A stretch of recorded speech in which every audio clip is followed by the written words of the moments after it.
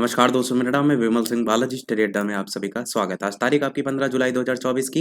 एक करके सभी अपडेट की बात इस वीडियो में हम करेंगे। सबसे पहली अपडेट है आपकी बीपीएससी शिक्षक भर्ती जो परीक्षा है उसमें कई बड़े बदलाव देखने को मिलेंगे, जो कि हमने कल आपको बताया भी था। तो वही आज के न्यूज़पेपर में भी है कि पेपर लीक रोकने को एक ही जिले के कई केंद्रों में अलग अलग प्रश्न पत्र देखने को मिलेंगे।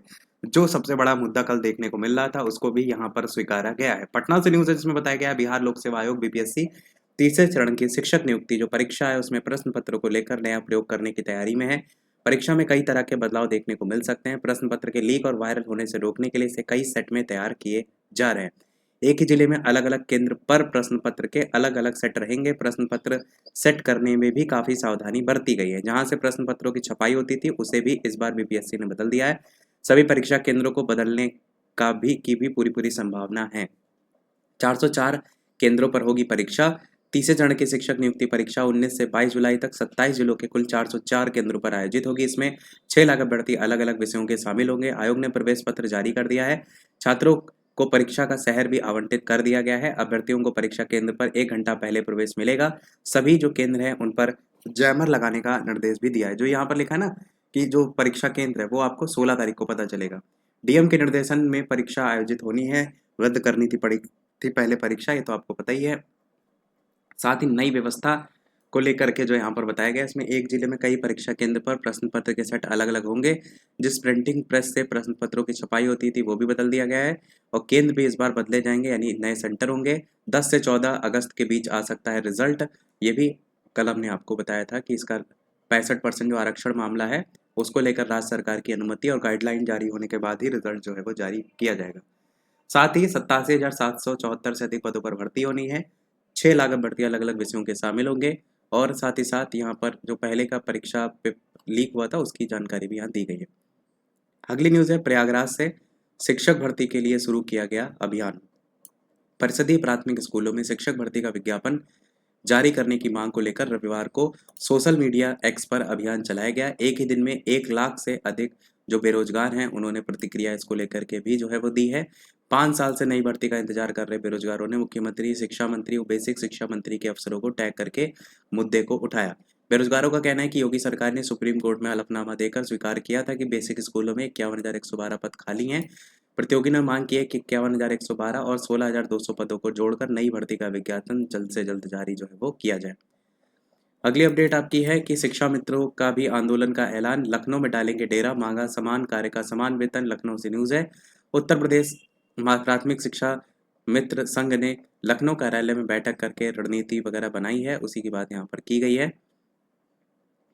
और यहाँ पर 25 जुलाई की तारीख भी बताई गई है जहाँ एकत्रित होकर मृतक शिक्षा मित्रों को श्रद्धांजलि देंगे और मांग को लेकर ज्ञापन वगैरह सौंपा जाएगा।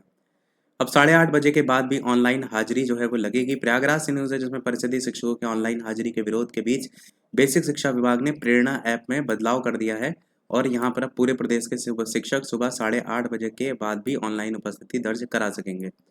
पूर्व में सुबह 8 बजे स्कूल खुलने के बाद अधिकतम आधा घंटा विलम्ब यानी कि 8:30 बजे तक कारण बताते हुए ऑनलाइन उपस्थिति की छूट थी। इससे शिक्षकों में आक्रोश है और पिछले 1 सप्ताह से गतिरोध है।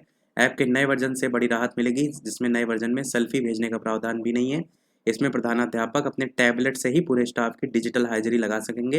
हालांकि शिक्षकों का कहना है कि प्रेरणा ऐप के नए वर्जन में तकनीकी समस्या वगैरह देखने को मिल रही है। साथ ही सोमवार से 8:30 बजे के बाद पूरे दिन हाजिरी लगाई जा सकेगी, ऐसा बेसिक शिक्षा अधिकारी प्रवीण कुमार तिवारी जी का कहना है। शिक्षकों ने सोशल मीडिया पर दर्ज कराया विरोध। परिषदीय प्राथमिक और उच्च प्राथमिक विद्यालय में ऑनलाइन हाजिरी अनिवार्य किए जाने के फैसले का विरोध रविवार को अवकाश के दिन भी जारी रहा। शिक्षकों की पहल पर करीब 11.5 लाख लोगों ने सोशल मीडिया प्लेटफॉर्म एक्स पर हैशटैग जो है वो बॉयकॉट डिजिटल अटेंडेंस अभियान जो है वो चलाया। और अगर आप देखेंगे तो मिलियन में जो है ये आपका जो ट्वीट है वो ट्रेंडिंग में जो है आपका चल रहा था। तो बहुत बड़े लेवल पर जो है इसको ट्वीट जो है वो किया गया था। और शिक्षकों पर विभागीय अधिकारियों की मनोबल का कोई असर नहीं हो रहा था। प्रदेश के सभी शिक्षकों ने एकजुट होकर दोपहर 12 बजे से सोशल मीडिया पर अभियान शुरू किया, जिसमें शिक्षकों ने शिक्षण कार्य के समय में आने वाली दिक्कतों को भी साझा किया। और जो ट्विटर पर ट्रेंड होते हुए देखने को मिला वो भी आपको यहाँ पर दिखाएंगे। तो बॉयकॉट डिजिटल अटेंडेंस नाम से 1.22 मिलियन पोस्ट आप देख रहे हैं यहाँ पर। इतनी बड़ी संख्या में यहाँ पर ये आपको देखने को मिले 1.22 मिलियन। यहीं अगर शिक्षक भर्ती की बात करें तो इतना बड़ा आंकड़ा मुझे नहीं लगा अभी तक देखने को मिला है। लगातार मांग ज़रूर की जा रही है कि ज़्यादा से ज़्यादा लोग शामिल हो, तो उसमें ज़्यादा नहीं देर तक ट्रेंडिंग कर पाता है। और यहाँ पर एक बहुत बढ़िया सपोर्ट देखने को मिला। शिक्षक से लेकर बच्चे तक बाहर के चापाकल से पानी पीने को विवश। यहाँ पर न्यूज़ है पालीगंज से, जिसमें कहीं सबमर्सिबल चोरी तो कहीं मोटर नहीं, इस तरीके से यहाँ पर बताया गया। पटना के अंतर्गत ये आपका पड़ता है बिहार में। तो वहीं यहाँ की स्थितियों को लेकर बताया गया है। स्कूली बच्चे उलार सूर्य मंदिर से लाते हैं पेयजल वगैरह की जो व्यवस्था है वो यहाँ सही नहीं है, उसकी बात की गई है। सीयूईटी यूजी की परीक्षा फिर 19 को लेकर के एनटीए पुनः परीक्षा का कार्यक्रम की अधिसूचना जारी। परिणाम की घोषणा पर चुप्पी, 2 सप्ताह की हुई देरी, उसकी बात यहाँ पर की गई है। बैंक क्लर्क के 6128 पदों पर बम्पर मौके। आईबीपीएस ने निकाला है क्लर्क के कुल पदों पर, जहाँ पर यूपी में आप देखेंगे तो 1246, बिहार में देखेंगे तो 237, ऐसे करके पूरी लिस्ट दी गई है सभी जगह की। ऑफिशियल वेबसाइट पर भी देख सकते हैं। ऑनलाइन आवेदन करने की अंतिम तिथि जो है वो 21 जुलाई 2024 की है। अगली अपडेट आपकी है जिसके अंतर्गत ट्रंप जानलेवा हमले में बाल बाल बचे, शूटर ढेर। चुनावी रैली में अमेरिका के पूर्व राष्ट्रपति के कान को छूकर निकली गोली। शिकागो से न्यूज़ है जिसमें यही बताया गया कि इनको कल गोली लगी थी, बच गए, पर 140 मीटर दूर स्थित एक ऊंची बिल्डिंग से AR-15 सेंटीमीटर ऑटोमेटिक राइफल से 8 गोलियां चलाई गई हैं। और यहाँ पर जो है अलग अलग लोगों की प्रतिक्रिया भी देखने को मिली। अगली अपडेट, संजू और मुकेश के सामने जिम्बाब्वे परास्त। भारत ने अंतिम T20 भी जीत लिया जिम्बाब्वे को हरा करके, और 4-1 के साथ सीरीज भारत ने जीत ली है। नोवाक को हराकर अल्कराज फिर बने बादशाह। विंबलडन का जो पुरुष एकल वाला था उसमें 2 घंटे 27 मिनट में जोकोविच को हराकर कार्लोस अल्काराज जो है उन्होंने लगातार दूसरी बार ट्रॉफी जो है वो जीती है। और जोकोविच जो है वो अपने 25वें ग्रैंड स्लैम खिताब से जो है वो चूक गए। प्रधानमंत्री मोदी एक्स पर सर्वाधिक फॉलो किए जाने वाले विश्व के नेता बन गए हैं। नई दिल्ली से न्यूज़ है जिसमें 10 करोड़ फॉलोवर हुए। इस जीवंत माध्यम से लोगों के साथ जुड़ करके खुश हूँ, इस तरीके से उनका बयान देखने को मिला। और यहाँ पर यह भी लिखा गया है कि रविवार को यह संख्या 10 करोड़ के आंकड़े को पार कर गई है। और देश के अन्य प्रमुख नेता पीएम की तुलना में बहुत पीछे हैं। विपक्ष के 11 प्रमुख नेताओं के कुल फॉलोवर मिलाकर के 9.5 करोड़ होते हैं, जबकि प्रधानमंत्री के अकेले 10 करोड़ जो है वो हैं। यूपी में अति आत्मविश्वास से नुकसान हुआ, योगी। भाजपा कार्य समिति की जो है ये कल बैठक देखने को मिली थी। मुख्यमंत्री ने कहा भाजपा का परचम फिर लहराएगा। लखनऊ से न्यूज़ है जिसमें ये लोकसभा जो चुनाव हुआ था ना उसके बाद, और एक उपचुनाव का भी रिजल्ट देखने को मिला जहां पर भी बीजेपी हारी। उस सभी रिजल्ट के बाद ये पहली बैठक देखने को मिली थी लखनऊ में। तो उसी में यहाँ पर बात की गई है कि विधानसभा में चुनाव और 2027 के विधानसभा चुनाव के लिए भाजपा के सभी कार्यकर्ताओं को अभी से सक्रिय होना होगा। आज से ही 2027 के विधानसभा चुनाव की तैयारी में जुट जाएं।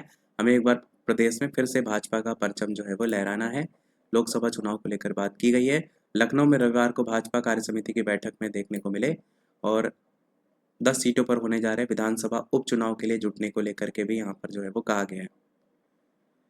अगली अपडेट और इस वीडियो की लास्ट अपडेट, भारोत्तोलन में बिहार की बेटियों ने 10 पदक जीते। उड़ीसा के भुवनेश्वर में 4 दिवसीय आयोजित अस्मिता खेलो इंडिया भारोत्तोलन जो था प्रतियोगिता, उसमें इन्होंने जो है वो जीते हैं, जिसमें से 3 स्वर्ण हैं। कुल 10 पदक हैं आपके। तो यही था हमारे ओवरऑल अपडेट में। वीडियो लाइक शेयर सब्सक्राइब कीजिएगा। मिलते हैं अगले अपडेट में, तब तक के लिए नमस्कार, जय हिंद।